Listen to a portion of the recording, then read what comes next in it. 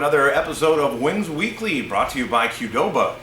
Jay Kleinknecht here, of course, with head coach Francis Anzalone, and coach a handful of games here over the week. Midweek game that we can talk about and start with, I guess, that against Brookings, that things went pretty well. Obviously, go into overtime, but you get the W and you get the 2 points, and an exciting game that had a lot going on. The very first period of that game, I felt like, was probably the most inspired hockey that I've seen the Wings play all this year.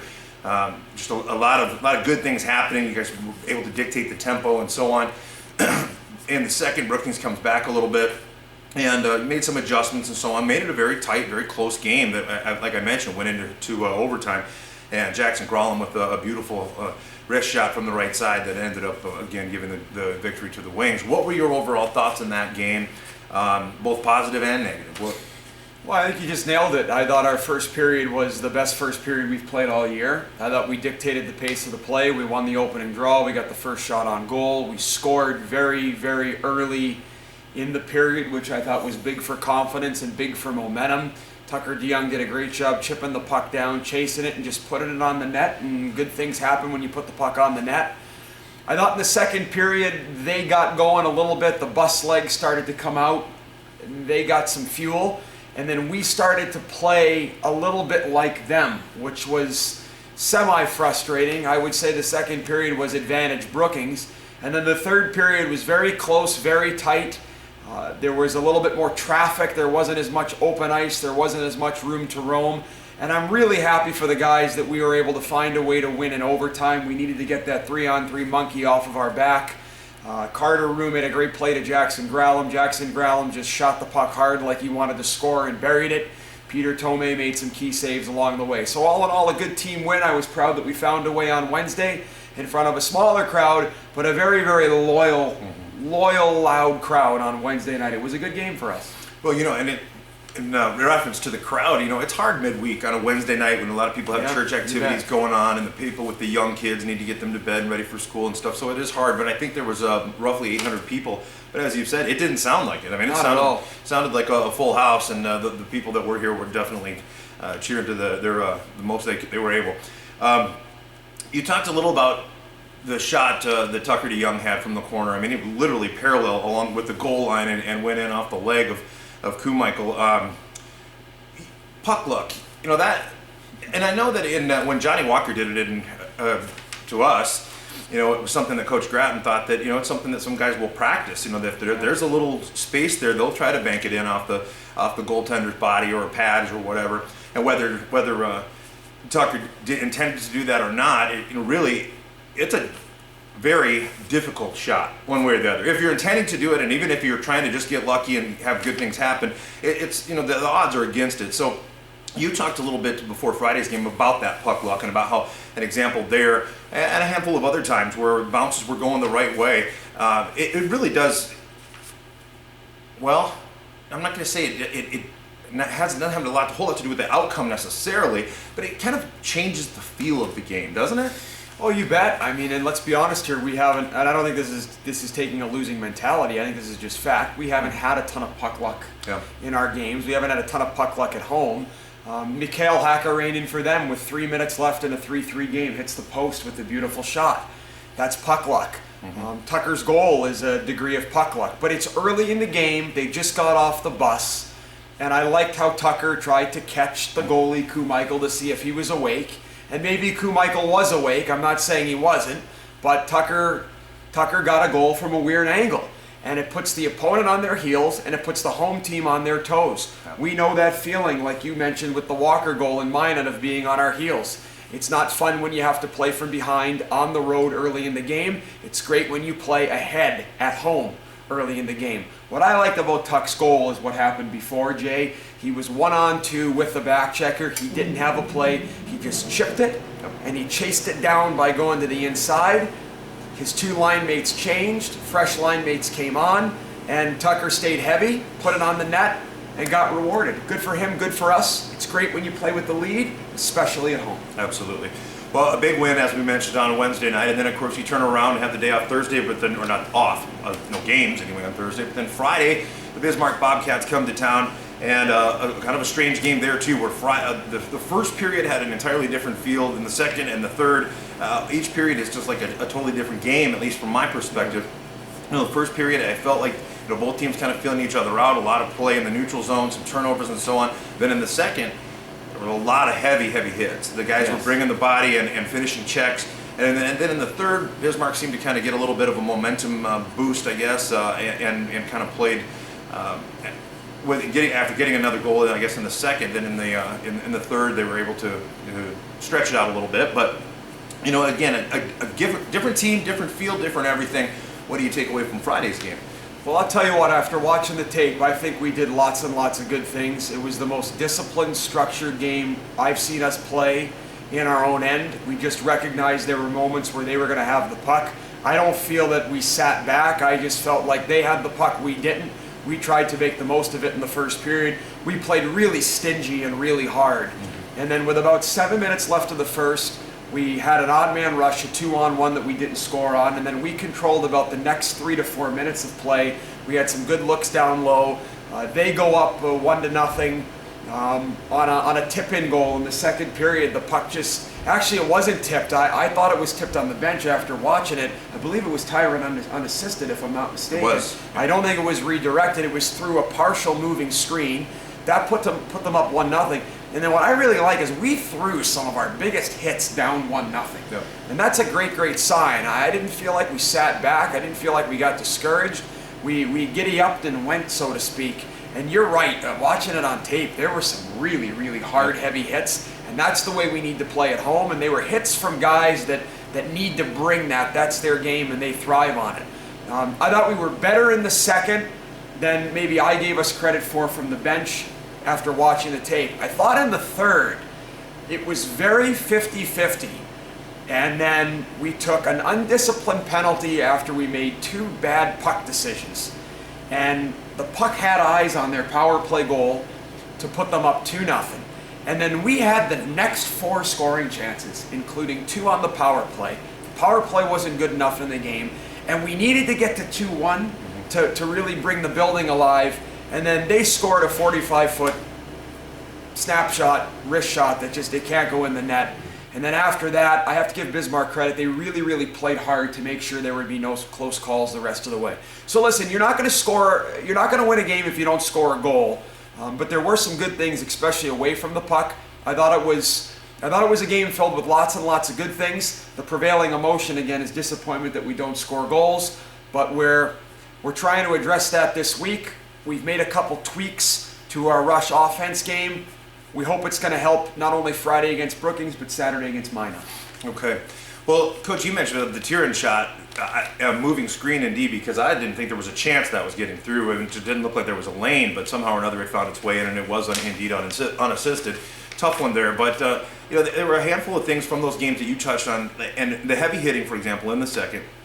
It seemed like it kind of went away in the third. Was that by design, or did you guys maybe try to redirect the focus, or I guess how or why? Maybe it's that's a difficult question. But how do you account for the change between the second and third? Because like I said, there was a very physical second, and then in the third, not so much. Yeah, no idea. I think they had a little more pop in the third than we did, and we have to try to always take this thing to another gear as we strive to get better every weekend. When they went up 2-0, it deflates you a little bit. We tried to keep pushing. Like I said, after they went up 1-0, we had like the next 3 big hits. Yep. That's a momentum thing in the game. They went up 2-0. We had the next 3 or 4 scoring chances. And we actually had 2 power plays after their second goal. There's not going to be a lot of hitting when it's 5-on-4. Your objective as the power play team is to try to make a play and score a goal. So just different flow, different rhythm. The second period, I think, opened up a lot because of the long change. Right. We actually had some shorter shifts than they did. I thought we were a little bit more fresh, and then they buckled down with the lead because they know if a 2-goal lead becomes a 1 in this building, anything can happen at that point.